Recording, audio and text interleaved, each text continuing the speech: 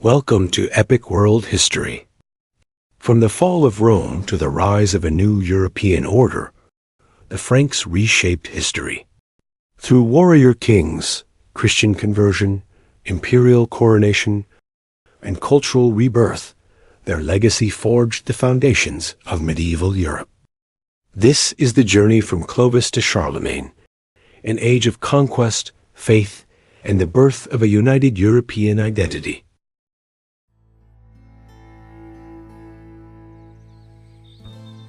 After the fall of the Western Roman Empire, Western Europe entered a period of deep fragmentation. Former Roman lands broke into smaller kingdoms ruled by tribal leaders, each struggling for power and survival. Among these rising forces were the Franks, a confederation of Germanic tribes living along the Rhine. As Roman authority faded, the Franks steadily pushed into Gaul, seizing new opportunities in a world without an empire. Though Rome had collapsed, its influence, its religion, laws, and memory continued to shape the region. This shifting landscape marked the beginning of a new era, one where tribal warriors and emerging kings would redefine Europe's future. And from this chaos, the foundations of the Frankish Empire began to take form.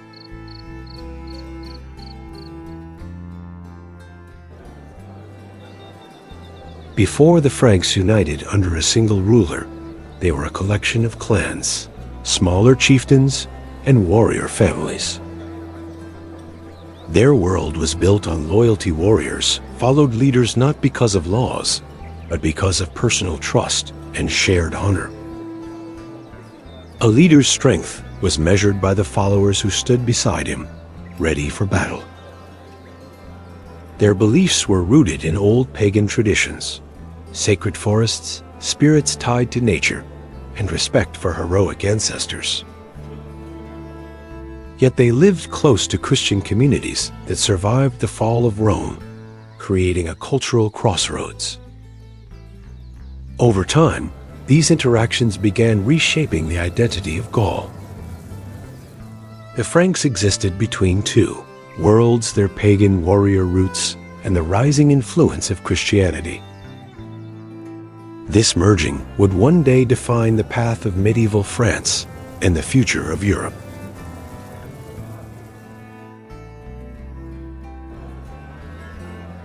Clovis I rose as the first Frankish ruler, capable of reshaping his people's destiny. Born in the late 5th century, he inherited a kingdom in northern Gaul, but quickly realized that true strength required unifying the many Frankish tribes. Through strategic alliances, political marriages, and bold military victories, he expanded his authority far beyond his predecessors. His turning point came during a desperate battle against the Alemanni. Facing defeat, he called upon the Christian god worshipped by his wife, Clotilde, and the tide turned. After the victory, Clovis chose to embrace Christianity. His baptism in Reims became a defining moment, linking the Franks to the Roman Church and giving his rule new legitimacy.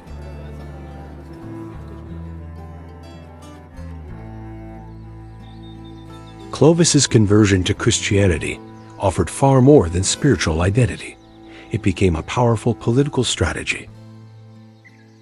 In a fractured Europe, the Roman Church needed a strong ally, and Clovis needed the structure and legitimacy the Church could provide. Bishops began serving as advisors, monasteries recorded laws, and Christian teachings reinforced the authority of the Frankish crown. This partnership created a new model of rulership, where kings claimed divine support for their power. By embracing Catholic Christianity rather than the Arian faith followed by other Germanic tribes, Clovis secured the loyalty of the Gallo-Roman population and strengthened unity within his realm. With this alliance, the Franks gained both moral authority and administrative strength. From this moment forward, Christianity would advance alongside the expanding power of the Frankish kingdom.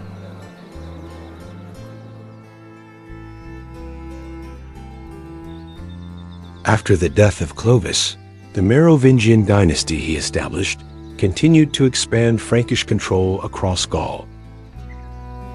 Their rule depended heavily on the king's charisma, personal authority, and military reputation. Yet the kingdom remained decentralized. Local nobles, or counts, governed vast regions and often acted with their own interests in mind. Land ownership and tribute formed the foundation of wealth, while disputes over succession repeatedly caused political fractures. Even so, the Franks grew into the most powerful force in Western Europe. Clovis's descendants blended Roman law with Germanic tradition, creating a new cultural identity that shaped medieval France. But as generations passed, Merovingian kings weakened, and true power shifted toward the palace administrators.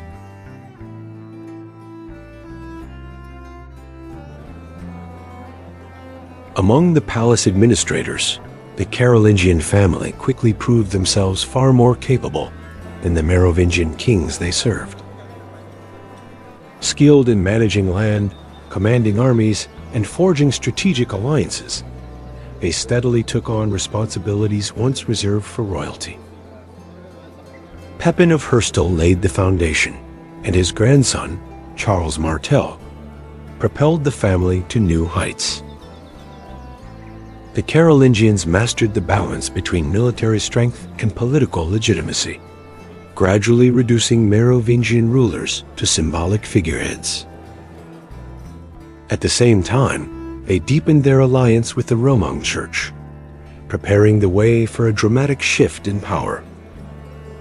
Their rise would culminate on the battlefield, marking the beginning of an age that would reshape the future of medieval Europe.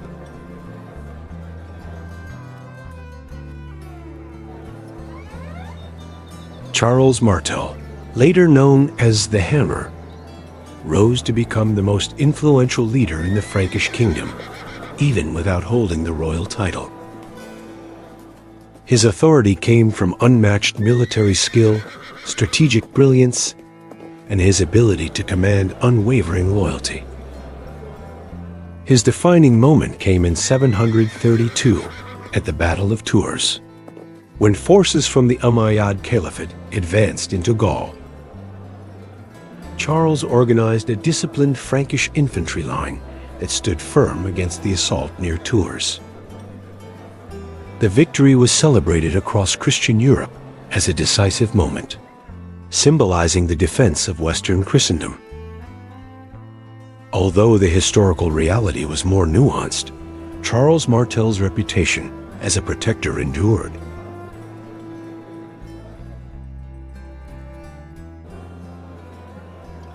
Pepin the Short, the son of Charles Martel, completed the Carolingian rise by turning real power into an official crown.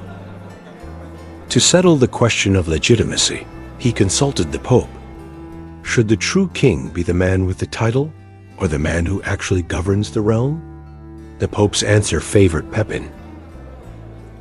In 751, he was anointed as King of the Franks, formally ending the Merovingian dynasty. His anointing carried deep symbolism. It declared that royal authority now flowed from divine blessing granted through the Church. Pepin strengthened this alliance by protecting the papacy from the Lombards in Italy and gifting land that became the Papal States. His reign laid the groundwork for a medieval political order where spiritual and royal authority were inseparable.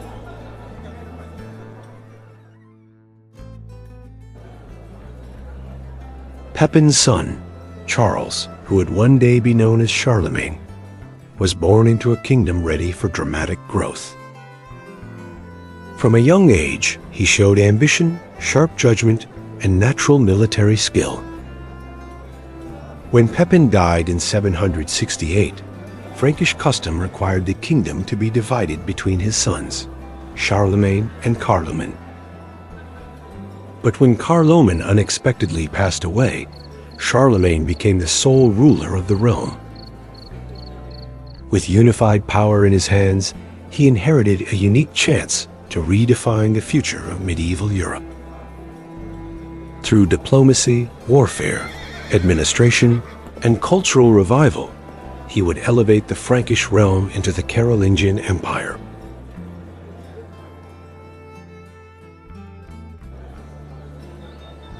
Charlemagne began a series of ambitious campaigns that transformed the Frankish kingdom into a vast empire. In Italy, he defeated the Lombards and claimed the Iron Crown, strengthening his alliance with the papacy. For decades, he fought the Saxons, determined to bring them into the Christian world. In Central Europe, he broke the power of the Avars and absorbed their territories. Under his rule, the empire reached an extraordinary size, stretching from the Pyrenees to the Danube and from the North Sea down to central Italy. Charlemagne viewed expansion as both a responsibility and a divine mission, believing that military conquest and Christian faith advanced together.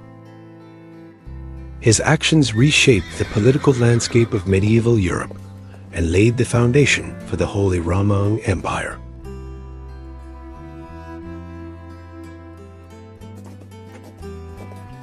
The most difficult challenge Charlemagne faced came from the Saxons, proud pagan tribes who refused to abandon their traditions. The Saxon Wars stretched on for decades, driven by cycles of resistance and retaliation. Charlemagne tried to break their defiance by dismantling sacred sites and introducing Christian institutions, while Saxon leaders, most notably Widukind, fought to preserve their ancestral beliefs.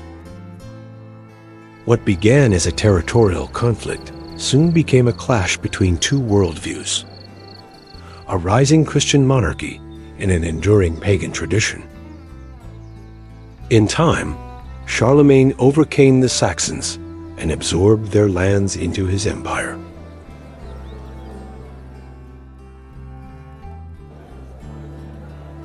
Charlemagne knew that an empire couldn't survive on military victories alone.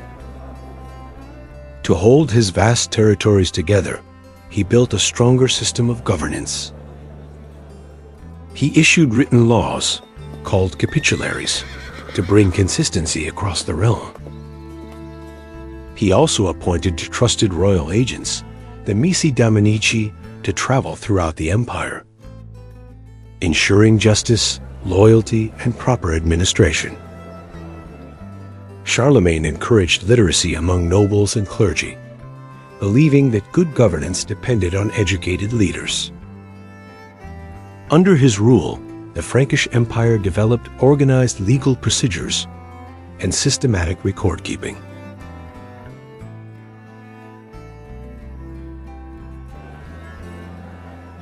Under Charlemagne's leadership, Europe experienced a remarkable cultural renewal, later called the Carolingian Renaissance. Determined to revive learning, he gathered scholars from across the continent, most famously Alcuin of York, to reform education and literacy. They standardized Latin, developed clearer handwriting styles, and worked to preserve precious ancient manuscripts. Monasteries evolved into vibrant centers of study where monks copied texts by candlelight, rescuing knowledge that might have vanished forever. Although this movement didn't reach the artistic heights of classical Rome or Greece, it laid the intellectual foundations for Europe's future growth.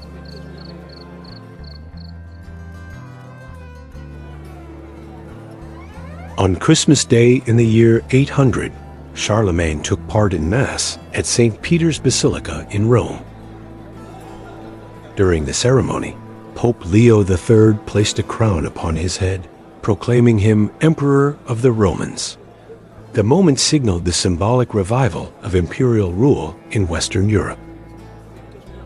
Although inspired by the legacy of ancient Rome, This new empire was distinctly medieval.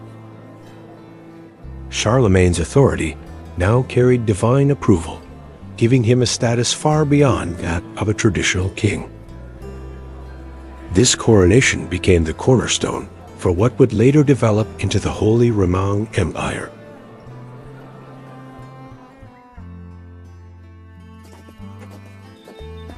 As emperor, Charlemagne devoted himself to unifying the many peoples within his vast empire. He strengthened the role of Christianity, standardized currency to improve trade, and built networks that connected distant regions.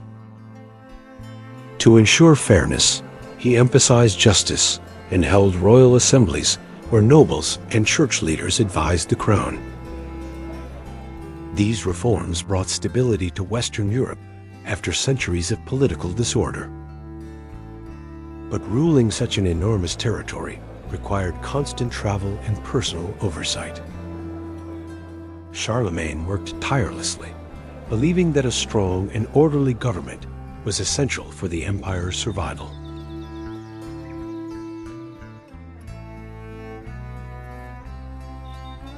Daily life in Charlemagne's empire differed greatly depending on where people lived.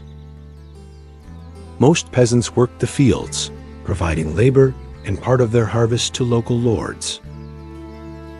Towns were still small, but trade was slowly reviving markets and connecting regions.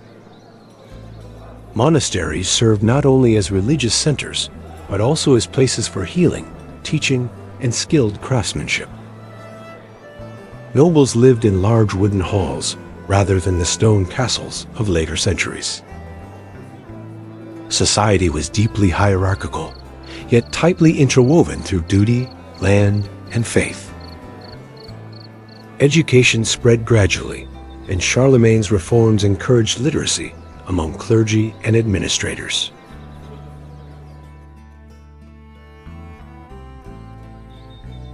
After more than 40 years on the throne, Charlemagne spent his final years working to secure his realm's stability and ensure a smooth succession. In 814, he passed away in Aachen, the heart of his empire. His death marked the end of an age defined by expansion, reform, and cultural revival. The empire mourned the loss of its towering leader, yet his legacy endured. Charlemagne left behind a strengthened administration, a renewed intellectual tradition, and a powerful idea of a united Christian Europe. But even as he was laid to rest, the unity he had built was fragile, soon to be challenged by internal rivalries.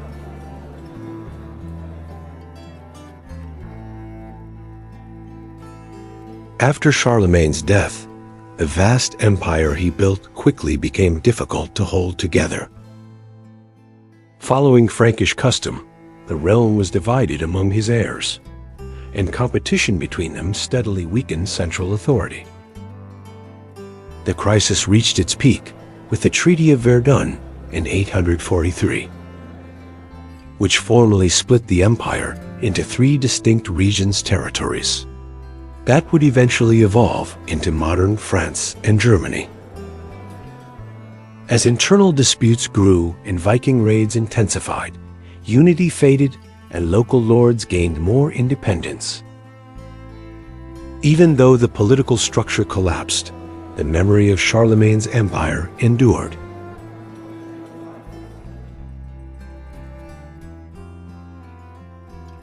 The Frankish Empire and the Carolingian dynasty left a cultural imprint that shaped the entire medieval world. Under their influence, Christianity expanded across Europe, becoming deeply rooted in daily life and governance. Latin continued as the language of learning, connecting scholars across regions. The relationships between lords and vassals formed the basis of the feudal system that would define medieval society.